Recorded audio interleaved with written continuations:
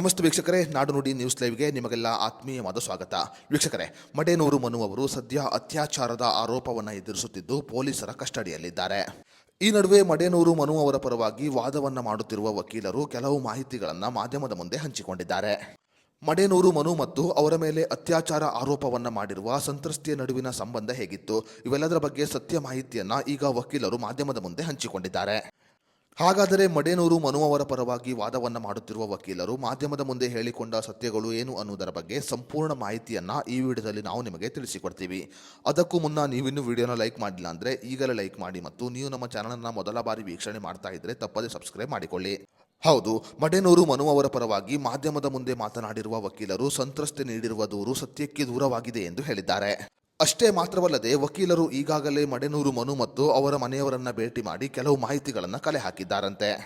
ಇನ್ನು ವೈರಲ್ ಆಗುತ್ತಿರುವ ವಿಡಿಯೋಗಳ ಬಗ್ಗೆ ಮಾತನಾಡಿದ ವಕೀಲರು, ನಾವು ಆ ವಿಡಿಯೋ ಇಟ್ಟುಕೊಂಡು ಅವರ ಮೇಲೆ ಆರೋಪವನ್ನು ಮಾಡಲು ಸಾಧ್ಯವಿಲ್ಲ ಎಂದು ಹೇಳಿದ್ದಾರೆ. ಆ ವಿಡಿಯೋಗಳು ಹಳೆಯ ವಿಡಿಯೋಗಳು ಆಗಿದ್ದು ಆ ವಿಡಿಯೋಗಳನ್ನು ಬಳಸಿಕೊಂಡು ಅವರ ಮೇಲೆ ಕೆಲವರು ಆರೋಪವನ್ನು ಮಾಡುತ್ತಿದ್ದಾರೆ ಎಂದು ವಕೀಲರು ಹೇಳಿದ್ದಾರೆ.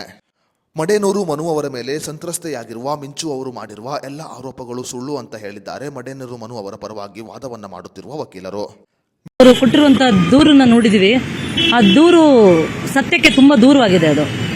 ಅದರಲ್ಲಿ ಯಾವುದೇ ರೀತಿಯ ಸತ್ಯತೆ ಇಲ್ಲ ಅಂತ ಕಂಡು ಬಂದಿದೆ. ಹಾಗಾಗಿ ಮತ್ತೆ ಅದಕ್ಕೆ ಸಂಬಂಧಪಟ್ಟಂತೆ ನಾನು ಮಡೇನೂರು ಮನು ಅವರನ್ನ ಭೇಟಿಯಾಗಿದ್ದೀನಿ, ಅವರ ಮನೆಯವ್ರನ್ನ ಭೇಟಿಯಾಗಿದ್ದೀನಿ.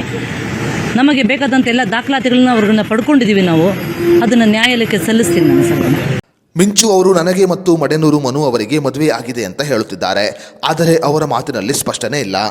ಈ ನಡುವೆ ಮಿಂಚು ಅವರು ಅಪ್ಪಣ್ಣ ಅವರ ಮೇಲೆ ಕೂಡ ಆರೋಪವನ್ನು ಮಾಡುತ್ತಿದ್ದಾರೆ. ಅವರ ಆರೋಪಗಳು ಸುಳ್ಳು ಅಂತ ಹೇಳಿದ್ದಾರೆ ವಕೀಲರು. ಮದುವೆ ಅಂತ ಏನಿಲ್ಲ ಬಿಡಿ ಸರ್, ಅಲ್ಲಿ ಮದುವೆ ಇಲ್ಲ. ಆಕೆ ದೂರಿನಲ್ಲೇ ಗೊಂದಲ ಇದೆ, ಯಾವುದು ಕ್ಲಾರಿಟಿ ಇಲ್ಲ. ಈಗ ನಿನ್ನೆ 3 ಡೇಸಿಂದ ಆಕೆ ನೀಡ್ತಾ ಇರೋ ಸ್ಟೇಟ್ಮೆಂಟಲ್ಲಿ ನೋಡಿದ್ರೆ ಈಗಾಗಲೇ ಅಪ್ಪಣ್ಣ ಅಂತ ಒಬ್ರು ಕಾಮಿಡಿ ಕಿಲಾಡಿ ಅವ್ರ ಮೇಲೂ ಸಹ ಆಕೆ ಆರೋಪ ಮಾಡ್ತಾ ಇದ್ದಾಳೆ. ಹಾಗಾಗಿ ಯಾವುದು ಸತ್ಯ ಅಂತ ಹೇಳೋದು ಕಷ್ಟ ಇದೆ. ಸದ್ಯ ಪೊಲೀಸರು ತನಿಖೆಯನ್ನ ಮಾಡುತ್ತಿದ್ದು ತನಿಖೆಯ ನಂತರ ಸತ್ಯಾಂಶ ಹೊರಕ್ಕೆ ಬರಲಿದೆ.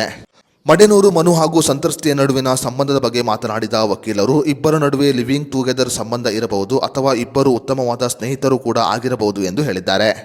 ಆಕೆಗೆ ತಂದೆ ತಾಯಿ ಇಲ್ಲದ ಕಾರಣ ಮನು ಅವರು ಆಕೆಯ ಕೇರಿಂಗ್ ಅನ್ನ ಮಾಡುತ್ತಿದ್ದರು. ಈಗ ಆಕೆ ಅದನ್ನ ಬಂಡವಾಳವಾಗಿ ಬಳಸಿಕೊಂಡು ಅವರ ಮೇಲೆ ಆರೋಪವನ್ನು ಮಾಡುತ್ತಿದ್ದಾರೆ ಎಂದು ಹೇಳಿದ್ದಾರೆ ವಕೀಲರು.